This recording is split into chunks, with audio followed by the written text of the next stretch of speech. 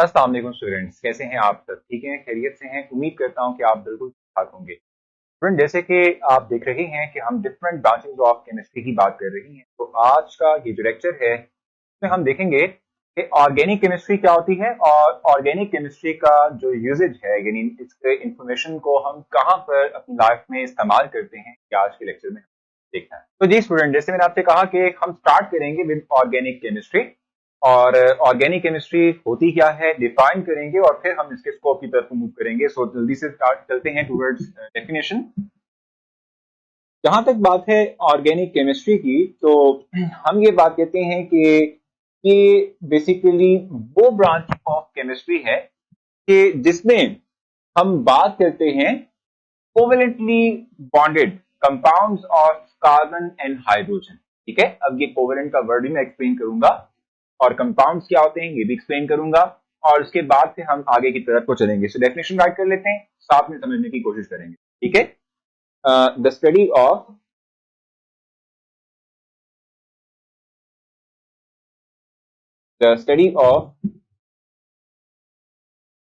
Covalent compounds of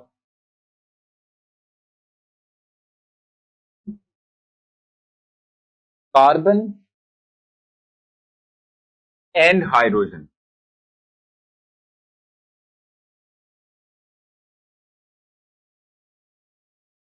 carbon and hydrogen, ठीक है।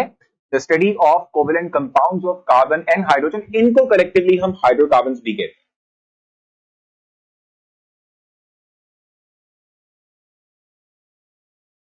हैं, एंड देयर डेरिवेटिव।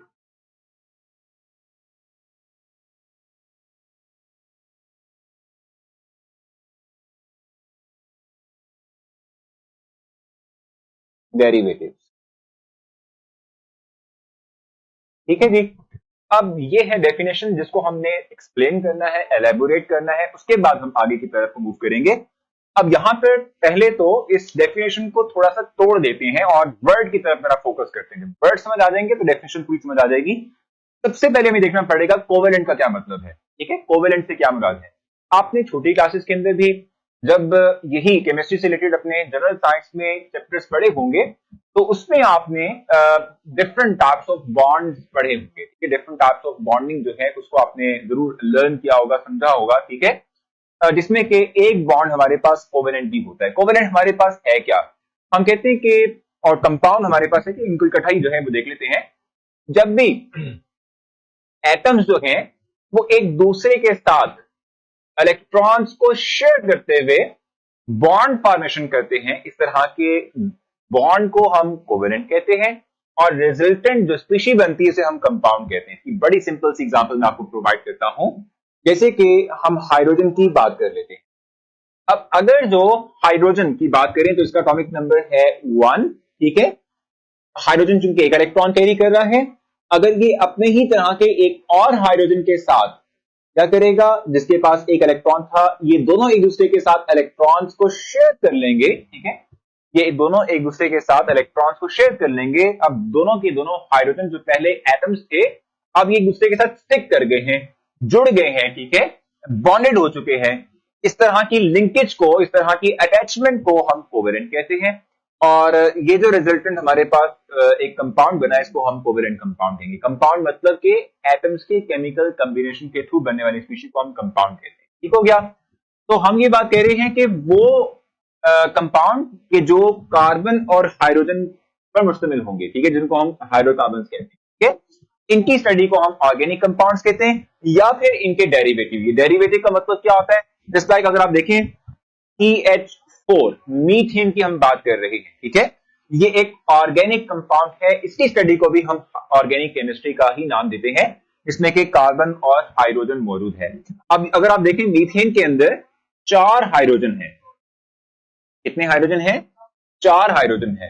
अगर मैं इनमें से किसी भी एक हाइड्रोजन को रिप्लेस कर दूं with another atom, just like chlorine से रिप्लेस करता हूं, हाइड्रोजन को मैं रिप्लेस करता हूं विद क्लोरीन। ठीक है, तो फिर हम कहते हैं कि ये जो रिजल्टेंट कंपाउंड बना है इसको हम डेरिवेटिव कहेंगे, डेरिवेटिव ऑफ हाइड्रोकार्बन कहेंगे। क्या कहेंगे इसको हम, डेरिवेटिव ऑफ हाइड्रोकार्बन। क्यों, क्योंकि हमने इस कंपाउंड को डिराइव किया है फ्रॉम द ऑर्गेनिक कंपाउंड। ठीक है, यानी कि मीथेन से डिराइव किया है। तो डेरिवेटिव का वर्ड समझ आ गया आप लोगों को। ऑर्गेनिक कंपाउंड्स की बात कर रहे थे, कोवेलेंट कंपाउंड्स की बात की तो हमने कहा कोवेलेंट का मतलब होता है कि वो कंपाउंड्स के जिनमें एटम्स एक दूसरे के साथ इलेक्ट्रॉन्स को शेयर कर लेंगे, इसे कोवेलेंट कहते हैं। और कंपाउंड्स का मतलब क्या होता है कि एटम्स इंडिविजुअल होते हैं, ठीक है। वो जब आपस में एक दूसरे से बॉन्डेड हो जाते हैं, एक दूसरे से आप कह रहे हैं कि अटैच हो जाते हैं, तो रिजल्टेंट स्पीशीज बनती है, उसे हम कंपाउंड कहते हैं, ठीक है। और जहां तक बात है डेरिवेटिव के वर्ड की, तो इसका क्या मतलब होता है, हमारे पास एक कंपाउंड है, जैसे कि हम मीथेन की बात कर लेते हैं। इसमें कार्बन के साथ 4 हाइड्रोजन जुड़े हुए हैं, ठीक है। कितने जुड़े हुए हैं? 4 हाइड्रोजन जुड़े हुए हैं, ठीक है। हम इनमें से किसी भी एक हाइड्रोजन को रिप्लेस कर देते हैं विद अनदर एटम, यानी जस्ट लाइक मैंने क्लोरीन से रिप्लेस कर दिया एक हाइड्रोजन को इस मीथेन में, ठीक है। तो जो रिजल्टेंट स्पीशीज हमारे पास बनी है, that is called the derivative of hydrocarbon. ये डेरिवेटिव है इस हाइड्रोकार्बन की, ये डेरिवेटिव है किसकी? इस हाइड्रोकार्बन की है, ठीक हो गया। तो इन तमाम की स्टडी को हम ऑर्गेनिक केमिस्ट्री कहते हैं। और ऑर्गेनिक केमिस्ट्री की बात की जाए तो ये जो हम बात कर रहे हैं, बार बार वर्ड यूज कर रहे हैं ऑर्गेनिक कंपाउंड्स का, ये ऑर्गेनिक कंपाउंड नेचुरली भी होते हैं और आर्टिफिशियली यानी लेबोरेटरी में भी प्रिपेयर किए जाते हैं। जस्ट लाइक अगर मैं आपको एग्जांपल दूं, इवन इटसेल्फ मीथेन की बात कर ले, ये नेचुरल गैस है जो कि आप जो है निकालते हैं, ठीक हो गया, जेरे जमीन से, ये नेचुरली मौजूद है। इसका आप इस्तेमाल करते हैं। इसी तरह से अगर आप गौर करें, ये जो आप क्या कहते हैं कार्बोहाइड्रेट्स खाते हैं, कार्बोहाइड्रेट्स मतलब कि जो आप जो है अनाज, ये जो गंदुम है, ठीक है, इससे जो रोटी बनाते हैं और वो खाते हैं, ठीक है, वो कार्बोहाइड्रेट्स ही है, ठीक है। तो वो भी नेचुरली अकरिंग कंपाउंड हमारे पास आ जाते हैं, ऑर्गेनिक कंपाउंड है, उसकी स्टडी को भी हम कहते हैं ऑर्गेनिक केमिस्ट्री। तो क्या इस तरीके से हमारी चर्बी है, ठीक है, वो भी ऑर्गेनिक कंपाउंड है, ठीक है। तो ये तमाम, यानी प्रोटीन की बात करें वो भी ऑर्गेनिक कंपाउंड है, ठीक हो गया। तो इनकी स्टडी को हम ऑर्गेनिक केमिस्ट्री का नाम देते हैं, ठीक हो गया।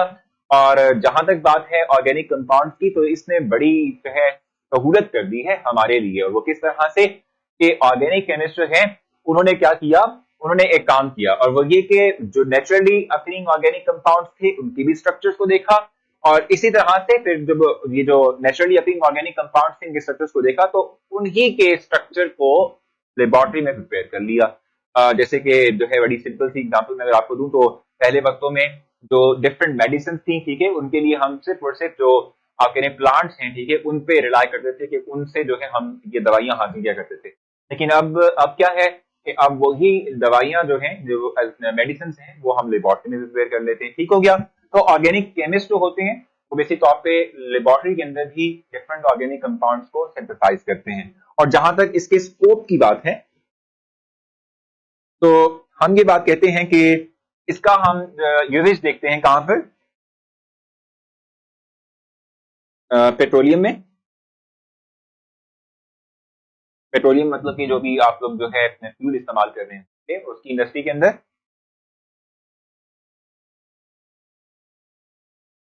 पेट्रोकेमिकल इंडस्ट्री में,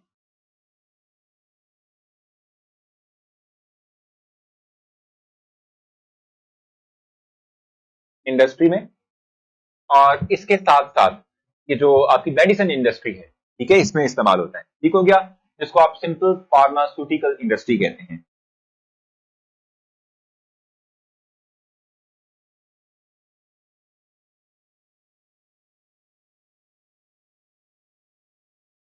ठीक है जी। तो ये डिफरेंट हमारे पास जो है आप कह रहे हैं कि स्कोप है, यानी जहां पर डायरेक्टली तौर पे हम इस तमाम इंफॉर्मेशन का इस्तेमाल करते हैं और अपनी भलाई के लिए, जो है आप कह रहे हैं कि ईज क्रिएट करने के लिए हम ऑर्गेनिक केमिस्ट्री का इस्तेमाल करते हैं। लास्ट में मैं आप लोगों को के साथ एक बड़ी इंटरेस्टिंग सी वीडियो शेयर करूंगा, जिससे कि आपको मजीद ऑर्गेनिक केमिस्ट्री के बारे में इंफॉर्मेशन मिलेगी।